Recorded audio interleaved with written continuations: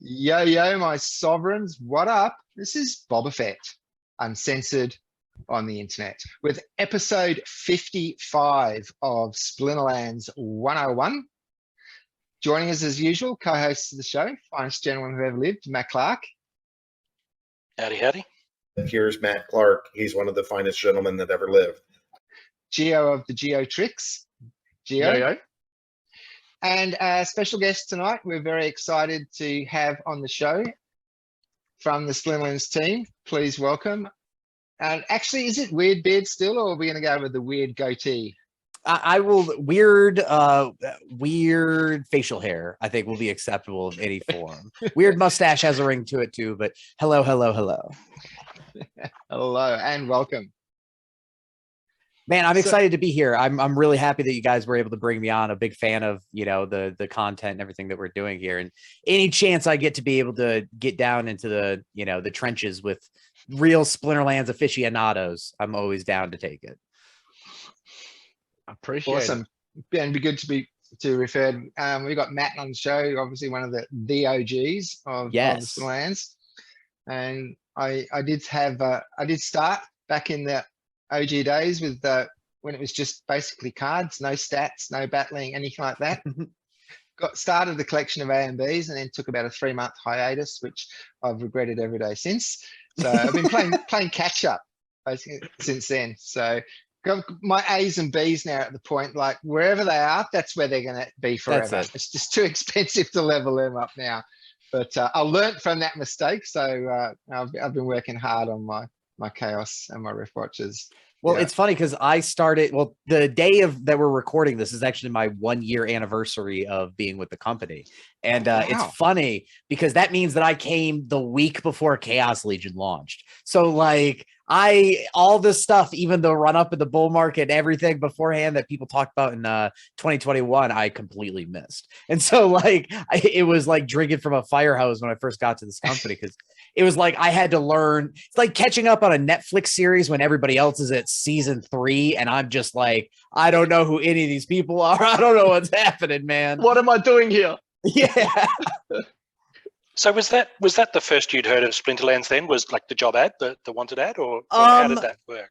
So I have like a weird journey into Splinterlands. I did radio and TV for 10 years and traveled, the US. I did Philadelphia, Nashville, Washington, DC, Indiana, Portland, Oregon, Detroit. Like I did a tour, right? And when I got back in Detroit, the company that I worked for originally doing radio, they launched a video game arm, right? Like they bought a professional Overwatch team and they were like, well, we need a media side to go with this. So they hired me and and they picked up an established property. So I was already doing video game and video game media coverage for about 1.5 years beforehand at a pretty high level, right? Like I worked next to Valorant with Riot and a lot of the stuff they did. We eventually picked up a professional Rocket League team to go along with a professional Overwatch team, and got my hands dirty in there.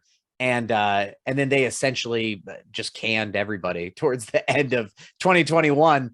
And I was like, you know what? I've done radio for a long time. I just want to go into video games. Like let's make a go of it and see kind of what happens.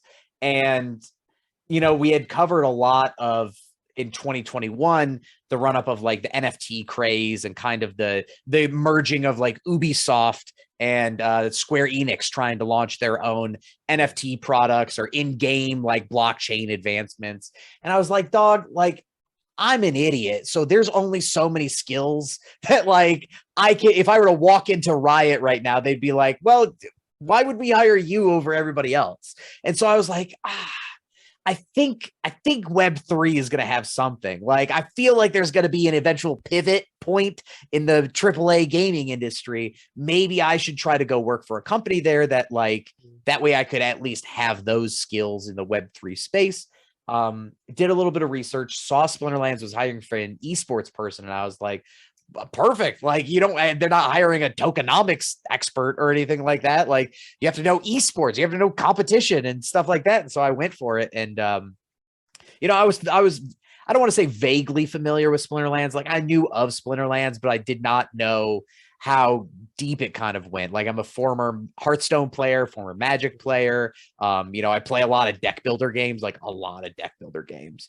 So I was already like cognizant that it existed, but as far as like jumping into Web3, I was so ignorant to the depth of the space before I got in that, you know, Splinterlands to me, I was like, oh, it's just a card game. Dope. And then, you know, lo and behold, you open up underneath the hood and it's way more than just a card game. Interestingly, when you were mentioning like the cities with radio, if you were to associate a genre with a city, it'd be stereotyping, but that's something like Nashville to Detroit. That's some variety in music there. Oh yeah, I did everything. My favorite format was country radio, only because like the stars are the best. You know, they could be Tim McGraw, Jason Aldean, and they'll sit down at a table with you and hang out. Whereas like when I did hip hop and pop music, they don't want to talk to me. They're like, who are you? And I'm like, oh, I don't know. And they're like, okay, I'm gonna go be, you know, famous and beautiful somewhere else. And I'm like, okay. But yeah, so I mean, I've done. I don't think there's a format I haven't. I started in college alternative radio, which is like the Smiths and like old, you know, Oingo Boingo records, and went to hip hop, went to pop, went to country. I even did throwback hip hop when I was here in Detroit, which is like you know, 90s and 2000s hip hop. So like Bell Biv DeVoe, MC Hammer, old Drake, stuff like that. So Wow. The cheesiest. yeah, exactly. I've gotten around the block a few times. Bit of Coolio in there too. I mean, does he really count as hip hop? Yeah. Yeah. Oh, iconic. That's extremely iconic. Yeah. Yeah, and I think it's like my favorite thing about it is that for 10 years I got to work with not just music related stuff, but the skills that you build there are really easily transferable into like Splinterlands and interfacing with people, because radio, like people don't understand the way that radio makes money is not by you listening, but you listening gives them ratings that they sell for ads, right? And Splinterlands is a really big project that is always demanding attention. Like if we are not generating attention in the Web3 space, we're already dead on the vine, because if we can't win Web3, there's no way that Web2 is ever going to pay attention to us. So it's like doing a lot of coalition building and understanding like your audience, like who am I talking to here, so that we can really go out and deliver a lot of these products, because like a radio station only plays the same 10 songs over and over and over again, because that's what the most people want. You know what I mean? Like they may be upset and be like, oh my God, I don't want to hear a Katy Perry record ever again in my life. But it's like the ratings and metrics show otherwise. And I can't like, some people still listen to, you know, Jackie O and Kyle in the mornings and everything. And it's like, that's great. That's fine. And the reason that they get away with doing the ridiculous stuff that they do is because it's like attention demanding, right? Like you have to be doing something, even if you don't agree with them. Getting that share of eyeballs on the product is like the first step to doing anything successful at all. Yeah. And is there a formula that translates, or is this total pioneering work? Yeah. I think it's like the KISS rule. I think it's simple at the end of the day. You know what I mean? Like you can always overcomplicate it with way more layers of how we go out there and how do we approach a Web3 gamer versus a Web2 gamer, and how do we differentiate between, you know, our product segments of people that are investors or people that are collectors or people that are gamers. Like you can really do it, but at the end of the day, like in the current iteration of Splinterlands, of 2023 Splinterlands, after you know, layoffs that have really trimmed down the company, I think it's just deliver. Like if you go out there and you put products out and you stand behind them, I think that's going to be the easiest formula to do anything else, because in the Web3 space, you are competing against 90% of people that will never deliver anything. Like they won't have a game. They won't actually do a thing. So like just by delivering, we're already like winning a lot of the attention. Yeah. We've talked previously, even just with NFTs, like when Splinterlands was Steam Monsters at the time first came out, I had no idea what an NFT was, and I was building a deck without knowing what an NFT was. It wasn't a catchphrase. It wasn't a thing that people bandied around. So now, like, everyone talks about NFTs. It's like, now we were here before NFT was a thing. Yep. So we're definitely ahead of the curve. Like, well, I mean, it's the same as like I remember I saw people buying pizza with Bitcoin. Like you know what I mean? Like in early 2013, I think people would be giving away you like don't want to be that guy now though, do you? no, and it's like I think the easiest sell to me, like I've said this publicly in a lot of like places that I've been as speaking for myself outside of the company, that like it's not that I'm not a Web3 believer, but I'm not a maximalist of any sort. Like I just can't be. I came in too late. I'm not educated enough on the many facets of it, right? So the reason that Splinterlands sold me was that it's the easiest translation of like Web3 to practical everyday use. If I just explain to people like, hey, Pokemon cards, you know that each Pokemon card that you own retains a value, right? And that's demanded based upon how many people want it and what they want to do with it and how many there are. Like you can do the same thing to Splinterlands cards and go, hey, it's just a digital version, dude. Like you're able to own the card and you can sell it, you can burn it, you can rent it, you can do whatever you want with it, but it's yours. It doesn't just exist in a digital repository like all of your Hearthstone cards do, right? And it's the easiest translation conversation to have. Then the moment that you get into some of these other Web3 products and games that are like making a use case for Web3 that's not intrinsically there, you know what I mean? Like they're taking, I don't get shooting games that each gun is its own NFT with the spray that you put on it and the bullet size is like, that's so much more complicated than I ever kind of want to get into. So this one's a very easy, like, unga bunga, you have card worth so much money. And you're like, oh, okay, I get that. Like, that's really simple for me. Yeah. And that is so important when you're trying to introduce people to the crypto space, because the eyes roll backwards as soon as you say crypto. So, and then you want to go into detail about something within the crypto space. The last thing you want is to overcomplicate people and just watch their synapses is just firing. All of a sudden, there's smoke coming out their ears. You don't want to go there.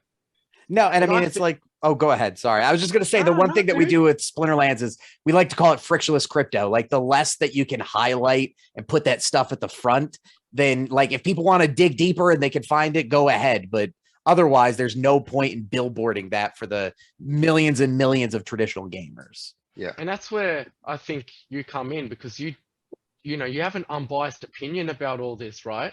And you just want to do the best work that you know without all the complications. You want to get that message out there. And I think that's great that you don't have really any heavy part in the game, because you're not clouded. You just want to get that message to the normies, essentially. Yeah, that's essentially. Like you have to in radio, you always you identify the magic person you're always talking to. You know what I mean? Like it's not a real person, but like if you're on a pop radio station, you go, oh, it's a mom in her early 30s and she drives a sedan and she listens to the radio station while she's picking up her kids, like that's who you're supposed to imagine that you're talking to. Like I have to do that a lot with Splinterlands and being like, okay, I'm talking to a guy named Dave, and Dave has played card games before in his life and he likes collecting stuff and he knows jack about crypto or about pancake swap and how to go on the different layers and everything. So I have to tailor everything I do through the layer of Dave, because if you do that, you still connect. That's not saying that we ignore Bitcoin maximalists that are going to go through and be very heavy on the flywheel and the tokenomics of the game. We need to deliver for that, but that's top of the funnel is Dave, because if we can't hook Dave, you're not getting anybody below that. And Dave can bring in his friends. Those are the evangelists that we really need to be going after, because Splinterlands currently is in a its awkward teenage phase. We've done a lot within the Web3 space. If you're in, crypto gaming, Web3 gaming, you've heard of Splinterlands. You may not consistently be in it. You've probably signed up at some point, or what it is offhand, right?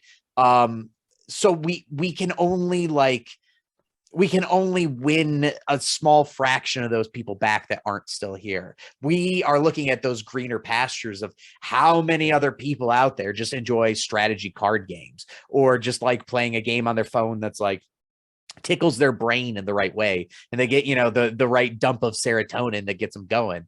Like those are the people that we have to kind of reach out to and be able to offer all these different parts. Like my personal mantra that I'm using in 2023 is yes. And they use it in improv, and it's the way to like keep a bit going, like you're supposed to, hey, I'm coming from the office. Yes. And you are on a broom. Like you're just supposed to keep adding on, Build.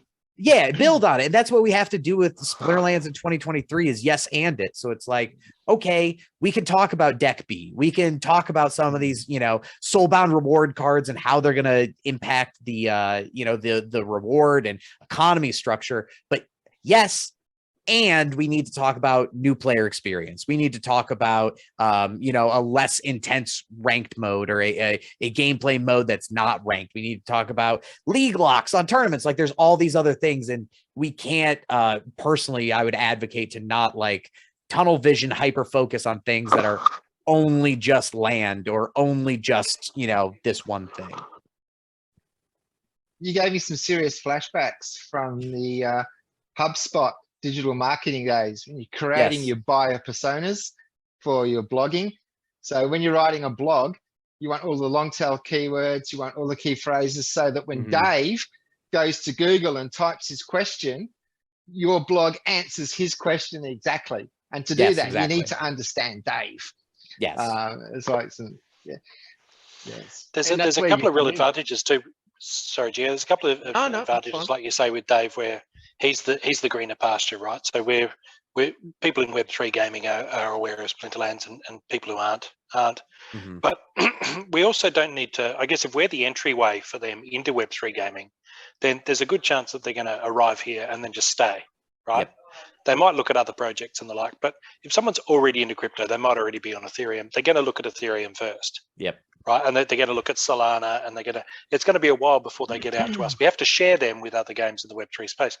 But if you talk to Dave, if you get that penetration, you catch the interest, and you've got that he's already into card games, he gets it, right? It's cards that I can own and sell. Then when he arrives, we get him, like we get the first bite at Dave. And it's only if we fail to impress him that he starts, oh, what else can I do in Web3 gaming? Because Splinterlands wasn't really my thing. And so I think not only is there more people out there who haven't heard of us in that direction, but also we don't have to share them with other Web3 games. Yes. Because what a lot of people don't recognize, I think, about the bear market, the protracted bear, is that just like Amazon and whoever else, Google, survived the dot-com bubble, they didn't start after the dot-com bubble. They survived it. They were there before the dot-com bubble. And the fact that they lived through it and survived gave them street cred, right? So they're not something that everything collapsed and then we started up after that. Because if something started up after that, then you're kind of just waiting for them to collapse too. Like they're going to, in time, probably.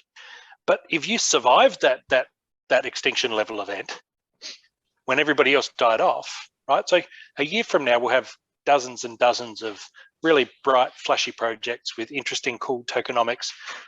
But those in the know will say, okay, didn't we just have a really, really bad time? Who survived that? Who's lived through that? Because that's where I want to go. That's the pressure tested, that's the tempered by the fire. That's the project that I want to get about. And that's where Splinterlands is nicely positioned now to, when things do turn around, and I'm hoping that's now, when things do start to turn around, we then have the street cred of the Amazons and the Googles that live through it. And then we can say, yeah, look, you can go with one of these new startups if you like that haven't been tested like that, or look at our history. So yeah, but I like what you're saying about Dave. That's a good one. That's a good one, Weirdbeard. I think one of the other things too is talking about like Dave understands competition, and that's why I'm always such an advocate for esports and tournaments in this game. Is that like there are a lot of people who want to do like partnerships and tournaments and get in on what we're planning and working towards for the esports side, because this game, it's not only is it like movers advantage, right? Like you said, it's the first one that hopefully Dave is going to come into. But the other thing is that there's not a lot of depth to these other games. Like that was one of the biggest criticisms for anything Axie did for a long time, right? Like it's a cookie clicker game. Like you just go in and depending on what you have, you win and you do it enough.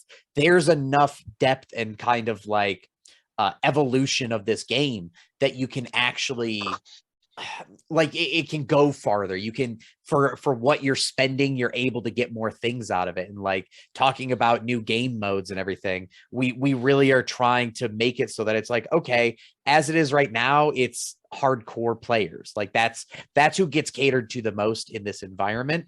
We need to be more catering to like casual players. We need to be more encouraging of mobile adoption. We need to be more encouraging of, you know what I mean? Like you can add those extra layers. You catch more Daves and more Daves stick around. And maybe they go from being a casual to like, maybe I'll join a guild and be into, brawls every once in a while. And then, oh, well, I really love hanging out with my friends. I'm going to do, I'm going all in on guilds and brawls. And then it's like, all of a sudden I want to make a run for the leaderboard. And like all those steps don't happen without being able to offer that depth from the beginning, because people have to pick their entry point. Dave may discover Splinterlands and go, sold, give me the tokenomics right away, right? Like we have to be able to have a highway to put them on there so that it's not like, oh, well, actually, you don't get really involved in the game until, 2 years in. No, if they're ready to go in, they should be able to dive in. But that doesn't mean that you can just leave those new players who have no clue what they're doing with Web3. You can't just hang them out to dry like that. Yeah, exactly. Yeah. And that's why I'm hoping we could build up the sentiment by in-game changes, by hitting all those core levels to make the onboarding and everything easier for the Daves. Yes. And I wouldn't even want to share it now. No way. We still have heaps to go. Like there's so much. Like even more of your visions need to come into line. First, we've got to work on the economy and all that. But I really want, what you envision to roll out as well eventually. To be more focused on.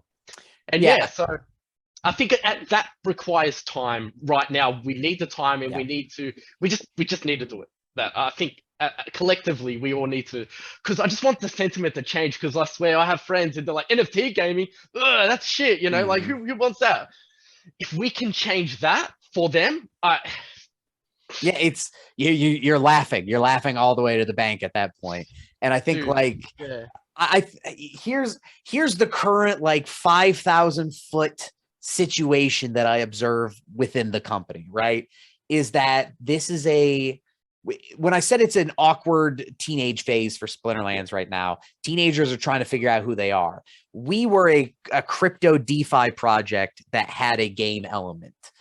This bear market has turned that around, and you have to embrace this is a game with a crypto DeFi like bedrock underneath it, because you cannot you cannot put that front and center and not have it alienate a lot of people who are even just casually looking, right? The people who still believe that when they hear NFT, they just think it means a JPEG of a monkey. Like they don't actually understand, like, what is it? They can't tell you. They can tell you it's a non-fungible token, but they don't, you know what I mean? Like they don't understand utility, or they don't understand like why it's important that in a card game you would have like an NFT function, right?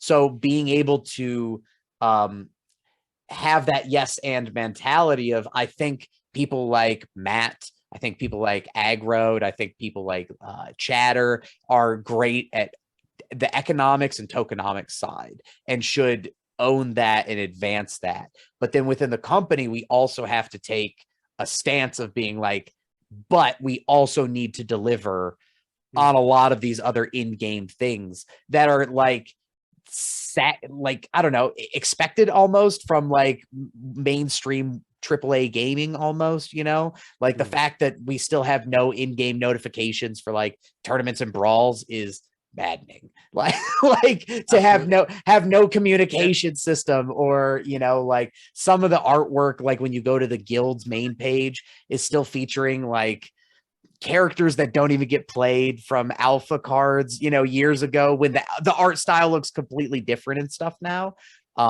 It's lots of the if you take care of the pennies, the pounds take care of themselves kind of mentality. And that's what I think a lot of 2022 was spent on, like, oh my God, we've promised land, so we got to think big and look at all these big things. And then, the tech modernization, it's like this huge back end project and we're doing all this work there. But to an everyday gamer, if they log into Splinterlands a year ago and today, other than the addition of Rift Watchers, like it's pretty much the same game. You know what I mean? Like a lot of the stuff that's been there has been there, and it's time to, like if we're putting this game on the market, you got to do curb appeal. You got to repaint everything. You got to make sure everything is cleaned up and looking the best it can. Smooth and pretty. Yes. And please. interesting, engaging. Yeah, there's a lot of truth there, and I think the way to survive a bear market is to get the Daves in, right? Because if you've got a Dave, he wants to play the game and he wants to, I want to buy a skin because I want to have a skin to show off. He's not interested in what can I sell and what can I, what can I move and when can I. You get a degen, right? We stole this guy off Axie and he's been a hardcore crypto guy forever, right? He's just watching the TA charts trying to work out when best to cash out. But that's not what we need in a bear market. We need Daves. Give me 100,000 Daves who buy a skin and then just get to have it. And they go, I got a skin, it's great. And a lot of ways, the degen will go, that's very simplistic of Dave. But I'm thinking this is what we need for Dave is acting more like me. I mean, I'm a hardcore, diehard Splinterlands fan, but I'm not selling. I'm not watching the charts to work out when to sell. We don't want the guys watching the charts to work out when to sell. We want the guys who go, another flesh golem. Yes, please, buy. I just hold it forever. Right now, whether that's me or whether that's Dave with his the flashy new skin that I can get to show off is irrelevant. That's how we survive the bear and maybe even thrive and grow in the bear. Because when the bull market starts, we're going to get the degens, right? Yeah, they're going to show up either way. Come in and what can I buy so I can sell it on down the track? So this is when we want Daves.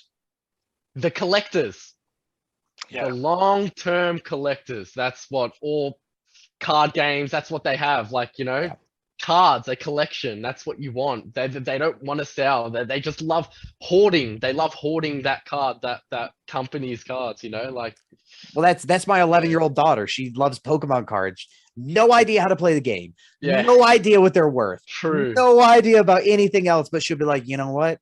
I like the cards and I want to keep them. Like me like card. Yeah, like me like card. It's also like. If you have degens are gonna shift the weight of if everybody was on a boat, right?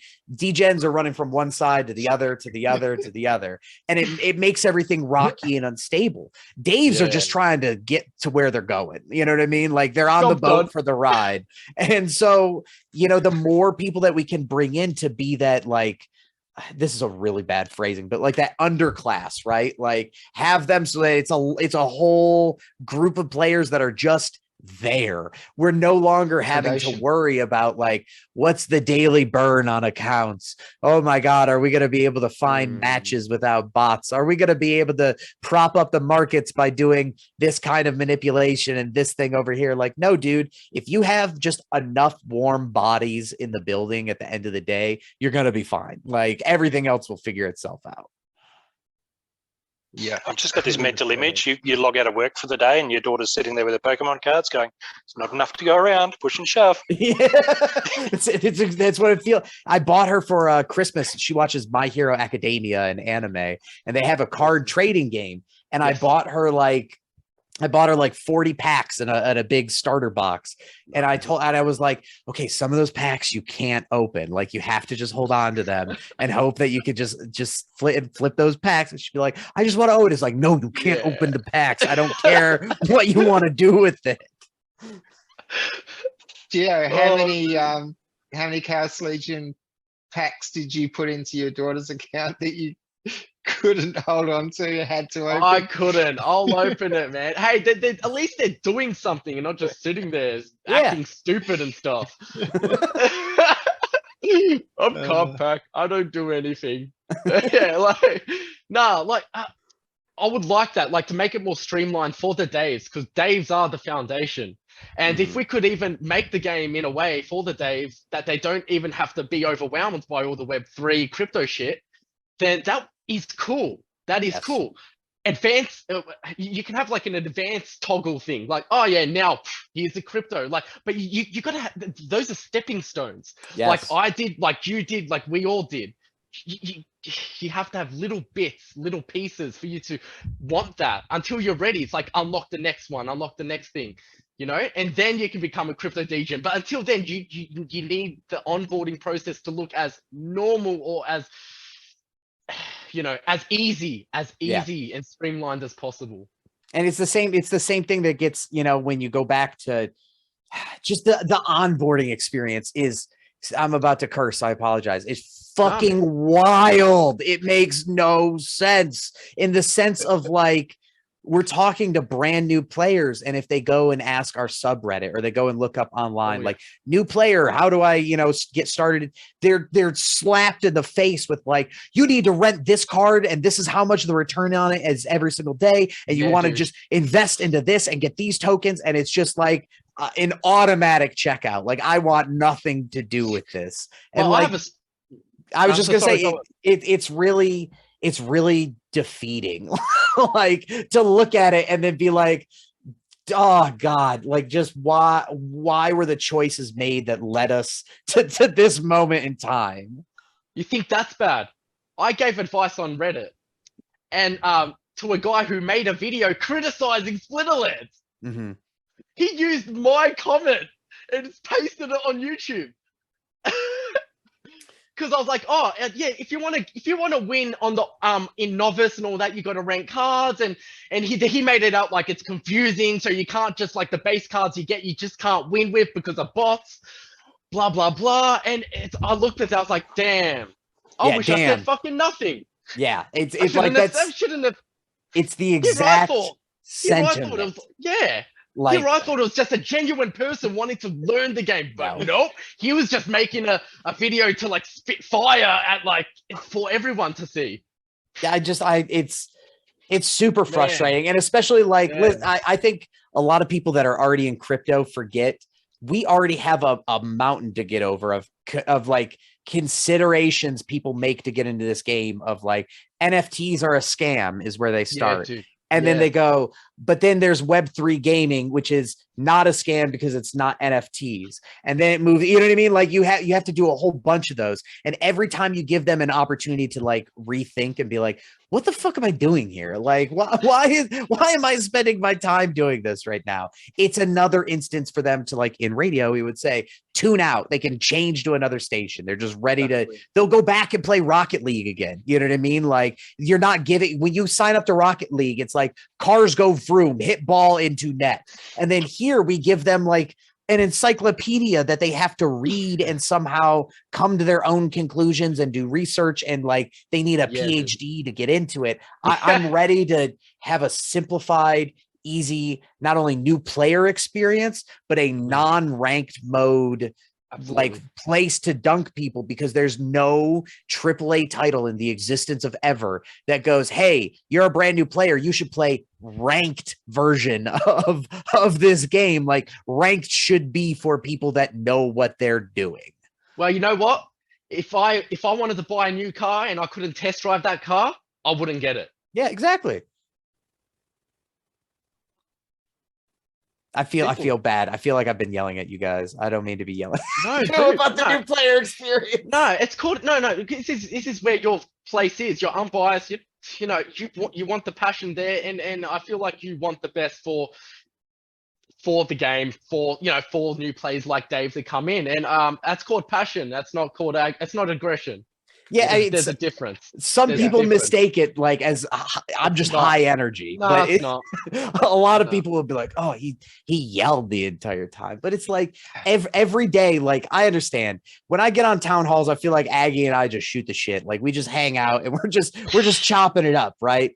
But like a lot of times I feel like I have the same meetings over and over because it's just it's a standard that I trumpet no matter what is new players. And the only way to get new players is to pivot to gaming first, and we have to make it easy and accessible. If we do that over and over, like that's why one of the very first things that I got pushed through when I joined the company, ghost card tournaments, because it's a no-brainer. Like, you're telling me that we can make tournaments where everybody gets to play with cards, understand what they're like, and then go out there and want to rent or buy them afterwards. Yes, do that. That's like new player friendly. Whereas, when we talk about, we have to min-max the returns on alpha card tournaments and the way that players are entering, like it's a concern, but there are other things to deal with in the meantime, that like things that are on fire right now that I would love to be able to address. Yeah. Well, from the start, one of the reasons that I've said that this is not a Ponzi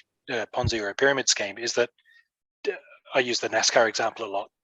There are advertisers, right? Mm-hmm. If you've got a big audience, there are advertisers who come and they want to advertise, and they'll sponsor your competitions, your tournaments.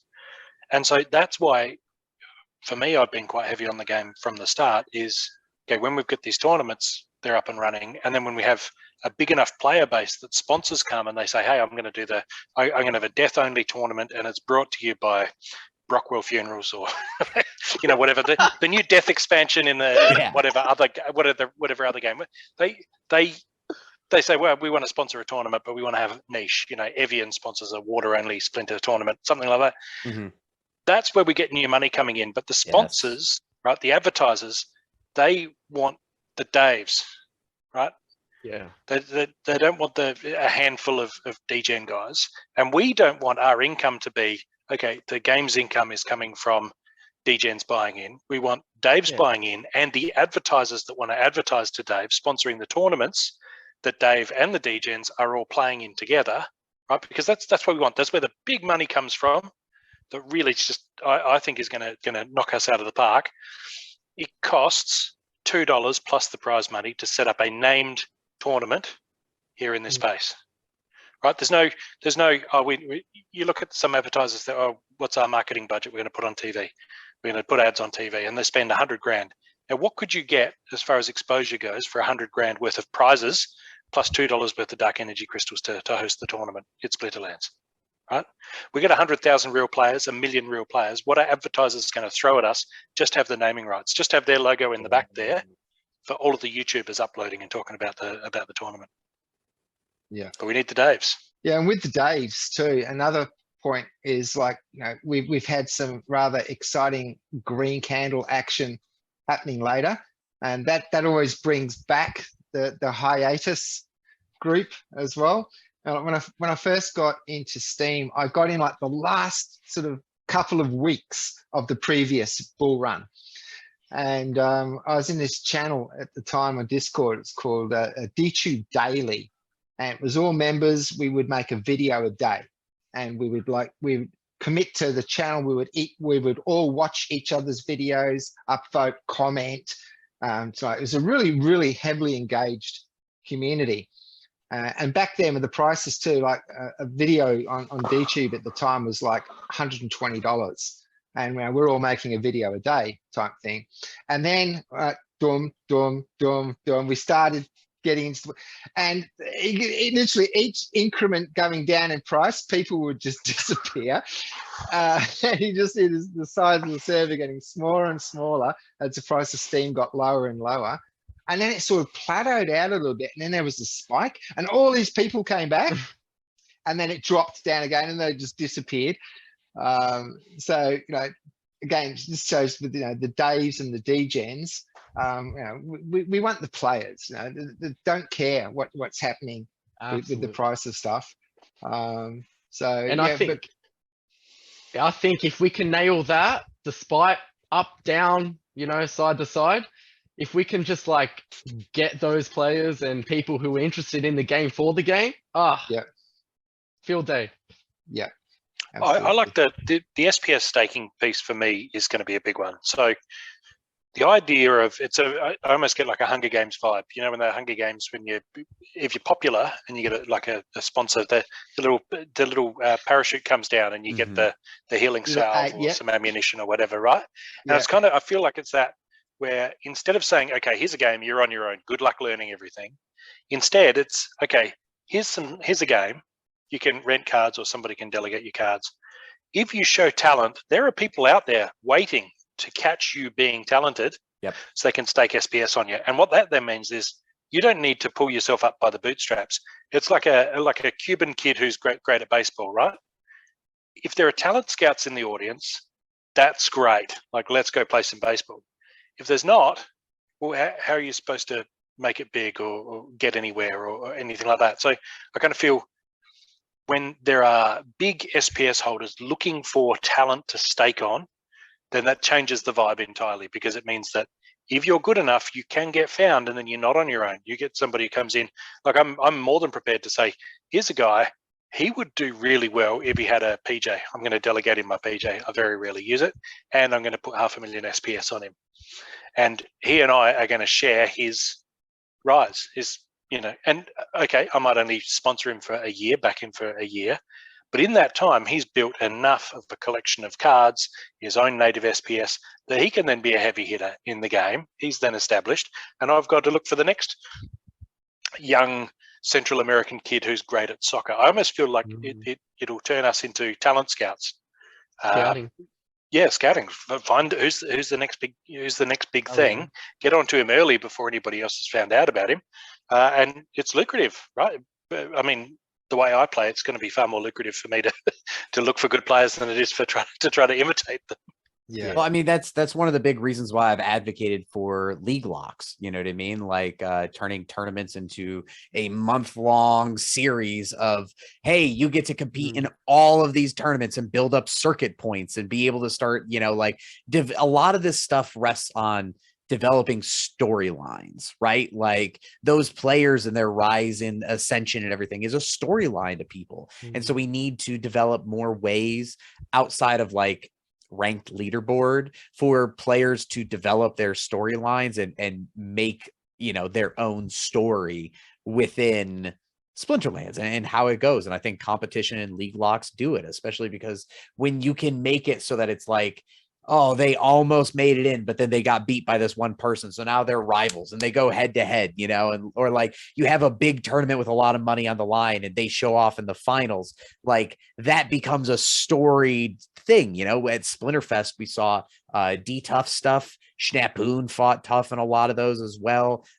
You had Brybro who won one of the tournaments as well. Like that's how people make names. You know what I mean? Like that's how they really get through and establish a mythos. And I think that like creating ways to have human players be exciting and excite other people, both in a negative sentiment and a positive sentiment is what you have to be able to do. Because right now it feels like, this is a problem that faces a lot of Web3 stuff, is that like any of the Web3 gaming feels like it lives on an island, right? Like a lot of the stuff that you're doing is like you may be influenced by the market of the game itself and the overall, macro Web3 market, but like the ranked play right now, if you're not in a guild, you don't really have to talk to anybody when you play Splinterlands. You know what I mean? Like you can go in and rip off battles whenever you want till you drain your ECR down and then you wait it out, you come back.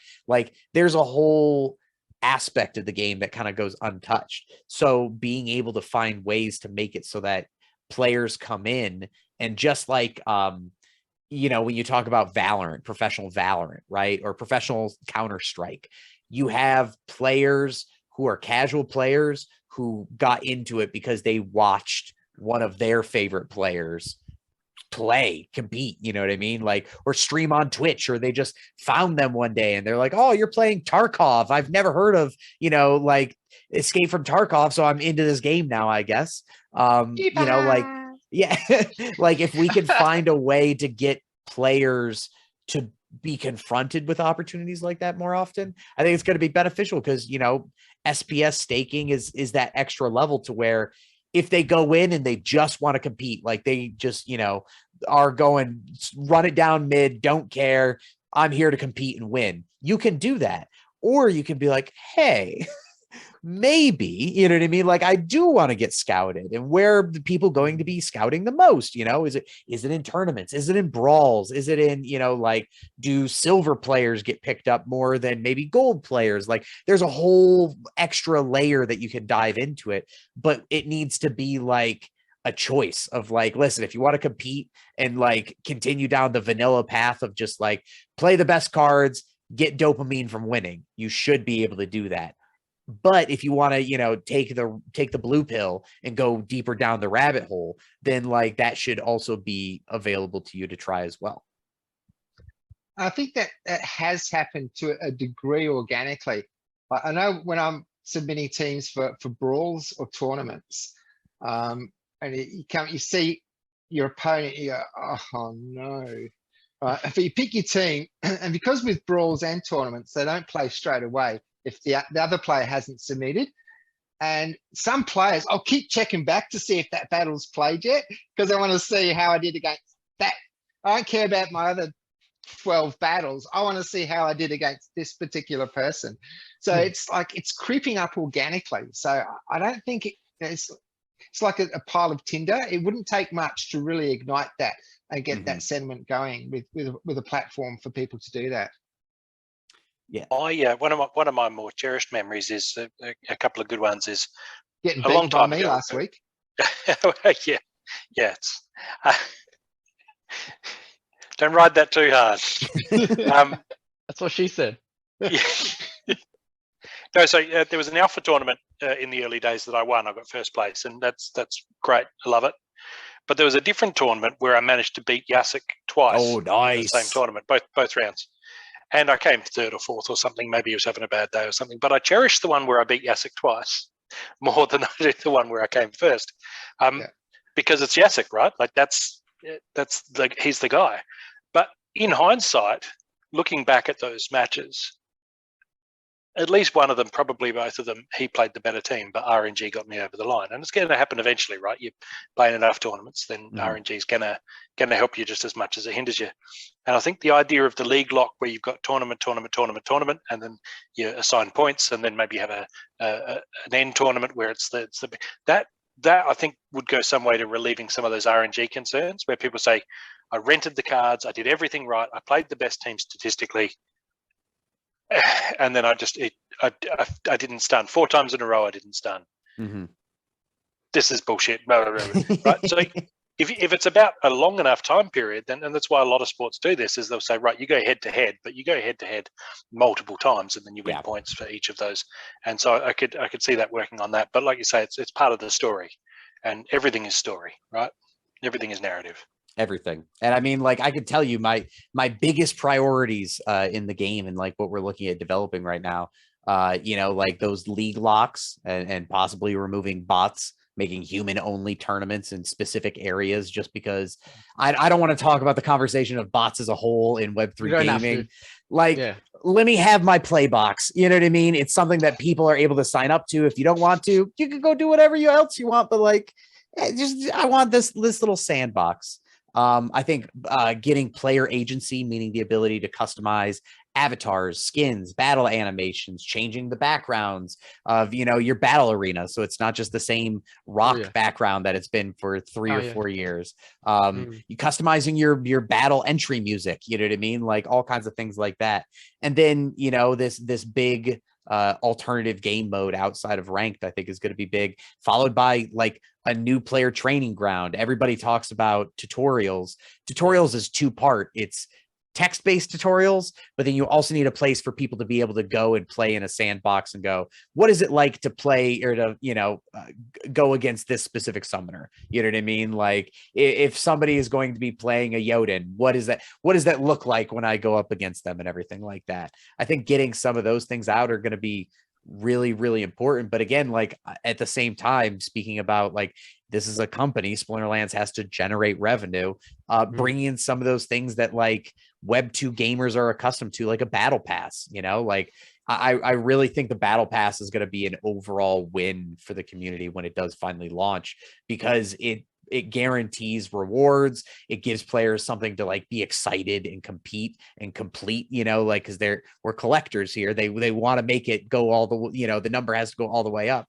And being able to give the company like a revenue stream that isn't just a sale. Like, I really think pivoting this company away from being a DeFi project means that you can't just go, we're going to run a sale now, or we're going to go do pre-orders on, you know, like deck and trying to do that. It's going to be like, listen, we're going to get into more AAA models because that's the way that you have like this bedrock of money coming in to begin with, allowing us to like have the leeway to have conversations about like another ranked mode or a competing ranked mode, while also talking about like what are things that we can include that get deck closer to peg. You know, like I think you have to be able to have some of these solutions that tackle problems from multiple angles.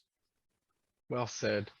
And you know, I think we're in a real interesting time and space within this game and in the outer crypto space as well. It's like, here we are, we can actually reinvent the wheel and make it better. Like, I believe we have a chance to do that and make it like just to do things that we never thought about before. And that's why it's so difficult. That's why we're all, you know, we're all like tackling each other on things. It's like, you're wrong, you're right. I think there's a lot of controversy because there's a lot of opportunity here that still hasn't been tapped into, you know? And we're still so early. This is still so ahead of the curve that like when people start fighting, it makes me think of like, you know, just like people fighting over a single gold coin, when it's like, guys, if you just give it some time, dude, like we're really ahead of it here because we haven't seen the adoption of Web3 by, you know, mainstream gamers at all. So when you get people that like have that FOMO already, like, dude, you come on, like you can't get that upset about it. Nah. This is like a new frontier, man. So, you know, there's still a ways to go, but it's interesting nonetheless. You know, controversy is pretty good. It means there's excitement, there's possibility, and that's the flip side of all of that I suggest. Well, I mean, but you also have to understand controversy is good because this game needs to be held accountable. Like you cannot, this is not an unassailable living in an ivory tower. Mistakes have been made. Like you cannot, it is the number one issue when you go through PR training is going, you can't hand wave stuff away. Like the sincere understandings and learnings that come from mistakes have to happen. And I think this company needs to embrace that. Like some people are mad in the bear because it's a bear market. Like it's just kind of what happens. You know what I mean? People get shitty about it. But on the other hand, there's also people who are mad because, hey, we haven't done a good job of making it easy to onboard new players. That's a legitimate concern. And like, I feel like I personally get like sort of welcomed into the fold of a lot of people that have criticism of Splinterlands. And it's if only because, you know, like I'm willing to let me hear it out, you know, like I'm not going to believe all of it. Like but make your piece be heard, because it's, you know, a lot of the movement that we're hopefully seeing is from the people that care a lot about the game, but do have to be like, listen, we cannot just continue to shill. Like we need to put things on a roadmap, deliver, and have them be impactful things, not just like, oh, look at the cool fancy stuff we did. Like, no, it's got to move the needle one way or another. And that's my hope, is just things get built and the cart rolls on. That's it. We need to keep tackling, keep doing things, just keep doing things, moving. Do you think, Weirdbeard, that the lessons learned, like you say, the mistakes have been made? I don't think anyone would argue that they haven't.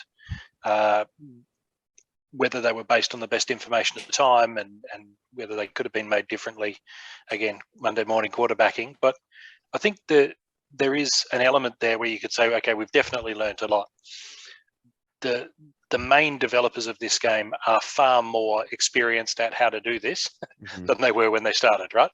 Very much. You think that bodes well for tower defense and for GLS? Because these are barely getting started now. They're on the drawing board. They're being built from the outset. do you think that this is?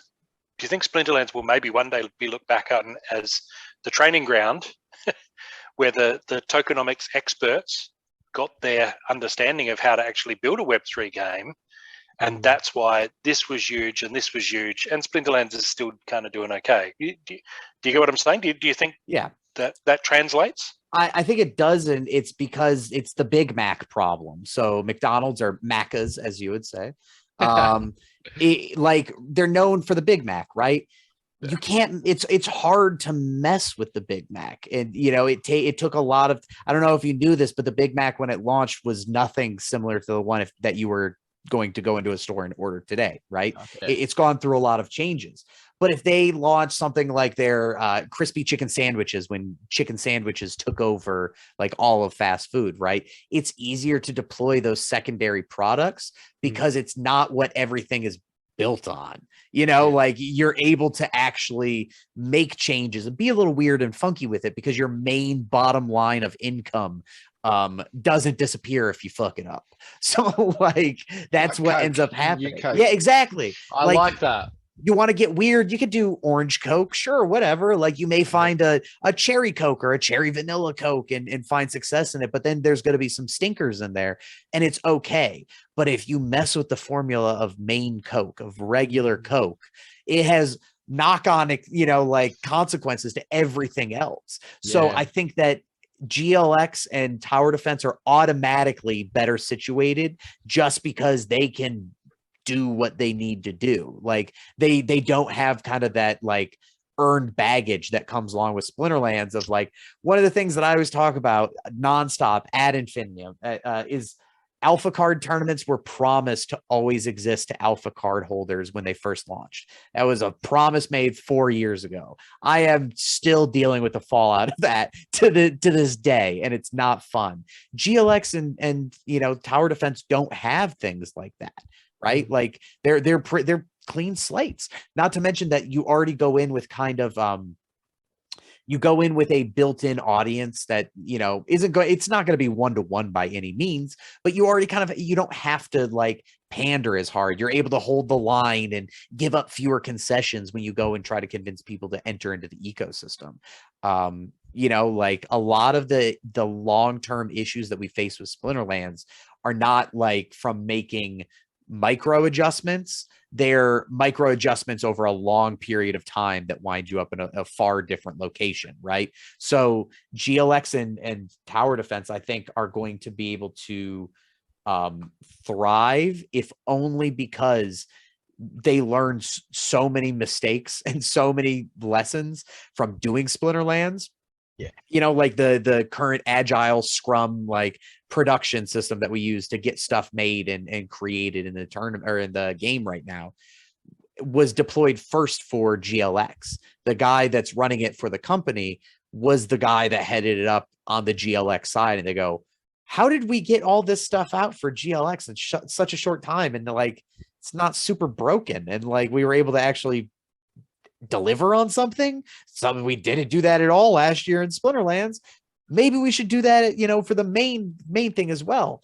And then, you know, like the other analogy I always use to explain it to people is the boats of like, it's much easier to turn and steer a sailboat rather than a giant like ship liner, right?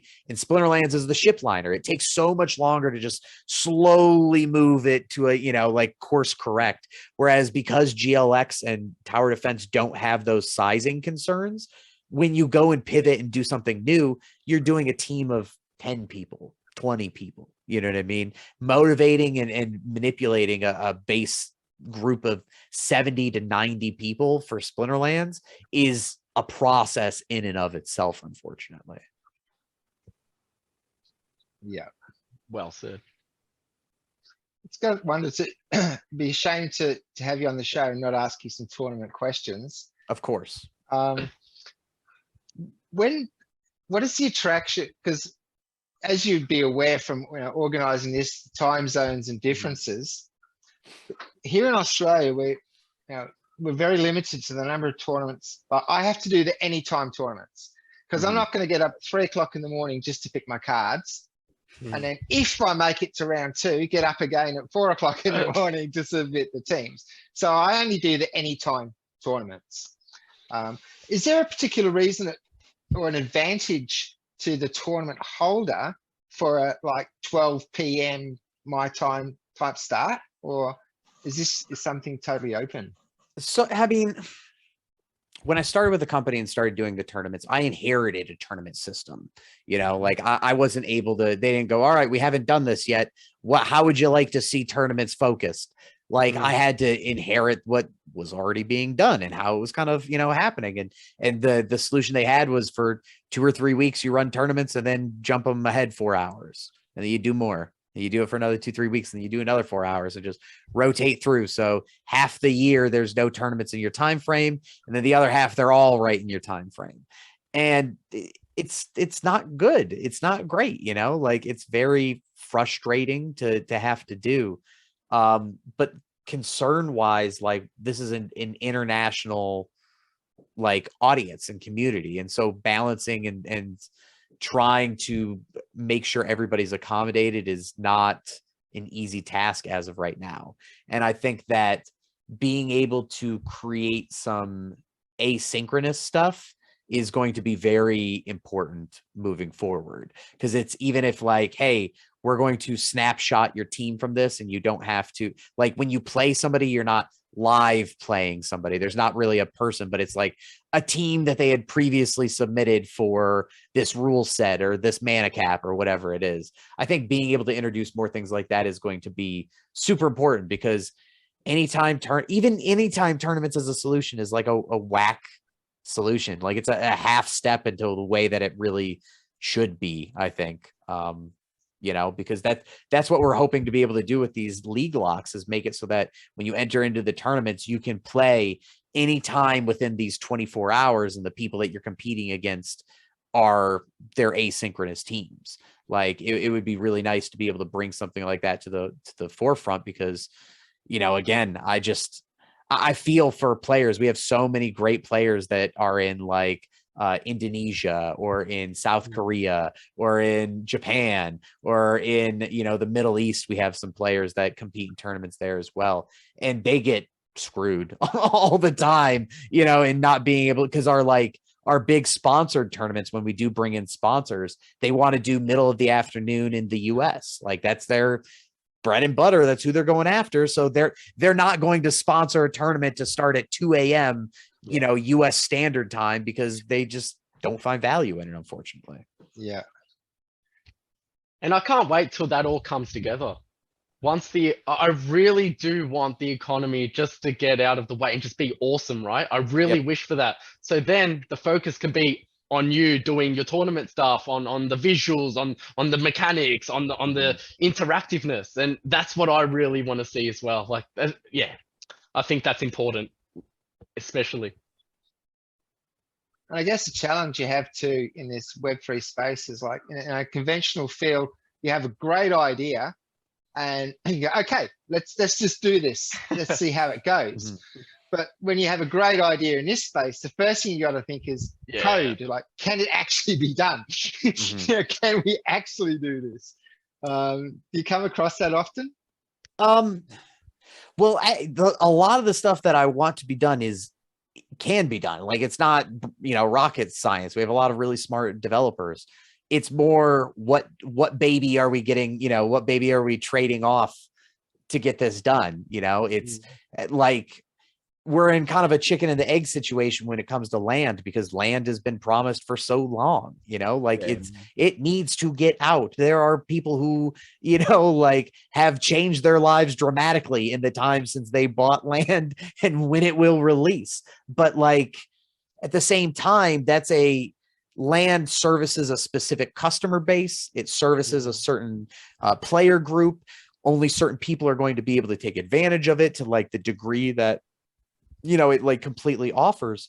But at the same, so it's like, how much time do players give us? It might be a matter of having to delay land a little bit because we have to deliver something for new players right now. Because if we don't, we are dead in the water. And, it's like those that's the bigger issue that I run into more than anything is not can something be done, but more like priorities. Yeah, priorities and how we determine priorities, like I think that being able to do 2v2 tournaments is going to be huge. I think they're the coolest tournament format that we're going to roll out and make it so that people can, play on a team together. And then it's not just people looking to play ranked. You also have like well-known duos that are teaming up to be in these 2v2 tournaments. However, somebody that was like, I hate Splinterlands, Splinterlands sucks, is not going to come back to the game because we unveiled 2v2 tournaments. They're not going to.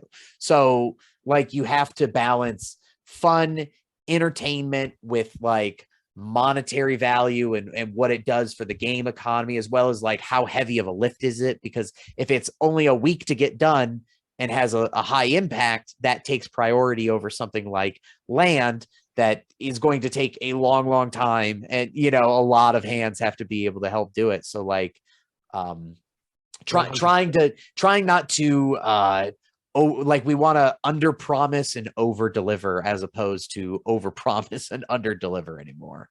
Yeah. A lot of this balancing, I think, is too hesitant. And I know that sounds funny because I'm all about the decentralization, but I'm very hesitant with the proposal system that it doesn't take into account all of the different competing priorities. Yeah. It's this, yes or no. Which one of these? What, yes or no? What, yes or no? And the voting's being done by SPS holders who care a lot, but don't have the information.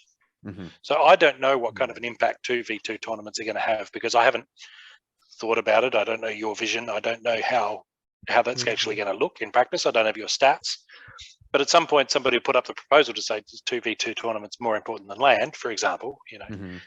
And I'm now voting on that. Like I shouldn't be in that position. Yeah, because that's not good for the game. I don't have enough information to make I care, sure, no argument. But I would rather that be in your hands than have it be in mine. And so I do worry with the proposal system. I know it's limited. There's SPS and voucher, and it's the proposal system's limited to that. But I guess my personal take is I like the idea of decentralization on paper. But if there's a proposal and Yabba's voting one way, I'm voting that way. Mm-hmm. Right, that's because I don't want my ignorance to interfere with what should be the direction that the game's taking. I like the idea that we can all wash our hands of it. Say, well, hey, look, it's not up to the developers of the game. It's not their call, especially when regulators come knocking. Say, hey, it's a decentralized game. What are you going to do?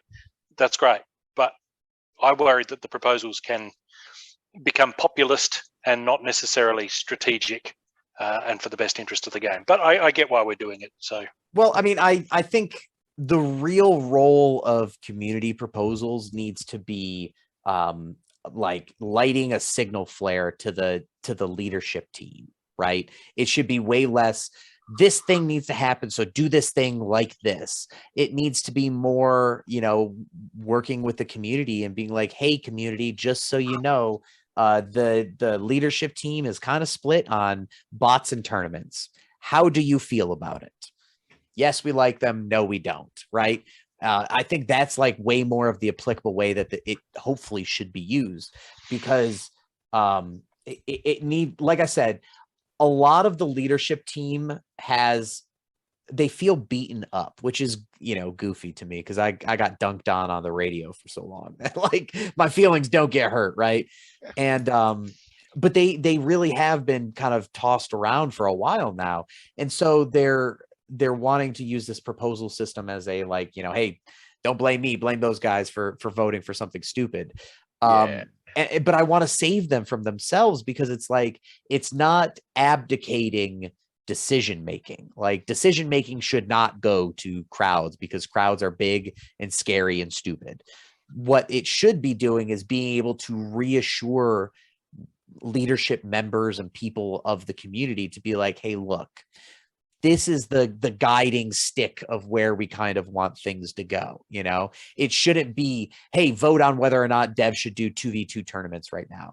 It should be, hey, if we're doing player agency, meaning like skins and avatars and different things like that, Would you want a shop for it? Should some of that stuff be soul bound? Should, you know what I mean? Like little things that are able to be determined, but the overall course of the ship still has to rest within, like the team.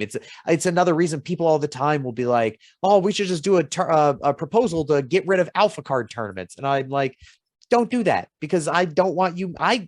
I do tournaments. I don't want you to make my decisions for me. Like it's very selfish, but like I know it better than you. I do it every day. So, like that's why I want to be able to use it. Like I said, way more is that like cut away the fat, get rid of the garbage so that we know exactly where people stand, so that they're not sitting in leadership meetings and be like, well, I wonder how the community is going to take this.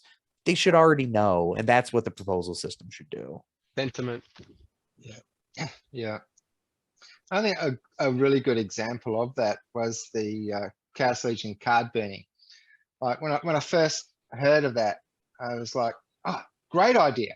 First thought, value is going to go up. And then we talk to someone with a negative view would mention something, go, oh yeah, I never thought of that. Maybe it's not such a good idea. And then I talk to someone else and oh yeah, I didn't think of that. Yeah, that's a great idea. Yep. And it just highlights, I'm not qualified to make this kind of decision. Why am I voting on this? Yeah. Yeah. Well, more than anything else, I think it's decentralization is good, but total decentralization, I think, is scary. Like more than anything else, I want players to guide the hand of the developers so that we make sure that we are delivering what players want. But if you're going to stand over my shoulder like an inept boss and just be like watching me type on the keyboard every single day, that's not decentralization. That's just like, I don't like it. I don't know what the term would be, but just like, that's the real world. Yeah, exactly. This is a game. Yeah, we want to get away from that. You turned into middle managers, and now like you're sitting here time carding me, micromanaging. Let us deliver the products that we need to, but it's telling people, hey, this is what we want, and this is why we want it, and then we know, all right, they voted, they said they're in favor of this. Time to get to work and get it to them. Yeah. There's a logic to if someone has a specialty skill set, give them a room and just let them go. And then you get a new manager comes in, and I've seen this so many times in the office space. I say, okay, everything's going great, but I want you to start submitting daily spreadsheets to me. I want to see what your how many hours you did on this, and then suddenly you spend more time doing admin than what you're actually good at.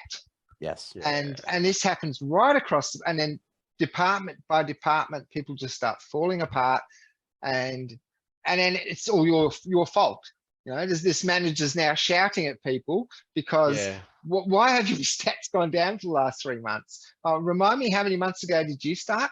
That's like, And you build a very risk-averse culture doing that as well. It's sort of a conservative, okay, we need to maintain a minimum standard. Sometimes maintaining a minimum standard is maintaining a minimum standard where you think, well, we don't want to go lower than that, but you're actually guaranteeing that you can't go any higher than that, because you're not going to get those new innovative ideas. You're not going to get those excited spearheading pushes for, hey, here's this fertile ground over here. Let's, there's none of that. It's just caution and defensiveness, and just don't. I don't want to get in trouble, right? And you lock in a minimum standard by locking in a minimum standard. I find that fascinating as a mindset. And I think here we are at the cutting edge. The last thing we want to do is say, we're at the cutting edge.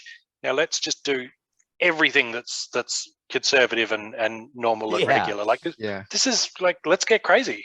Yeah. 2023 is the year of yes and. It's time to do it. Yeah. What's that movie, the comedy? Is it the Takeout drive-through? And then oh, dude, where's my car? Yes. Good one. What does mine say, dude? And speaking of dude, where's my car? I got to say, dude, where's my time? Where on the end of the hour, we've got like a minute and a half. Like what? It just goes so far. Yeah, a minute and a half left. I just wanted to say, how many chefs in the kitchen do we need? And any final words from anyone? Man, thank you. I appreciate you guys having me on more than anything else. You know, the number one reason that I work for this company is because I love working for players like you guys and everybody that listens to this podcast. I am a worker servant, as they say, and I'm appreciative every day that this is what I get to wake up and do. Awesome. All right. Well, look, thanks for joining us on episode 55. We do look forward to seeing you on episode 56. Any feedback on the show, comment, whatever, drop the comment below. And remember, every single week, the commenter who generates the most engagement will receive 10% of the post rewards. Thanks for joining us on episode 55. I'm Bob. Thanks, Weirdbeard. Peace out. See you, Weirdbeard.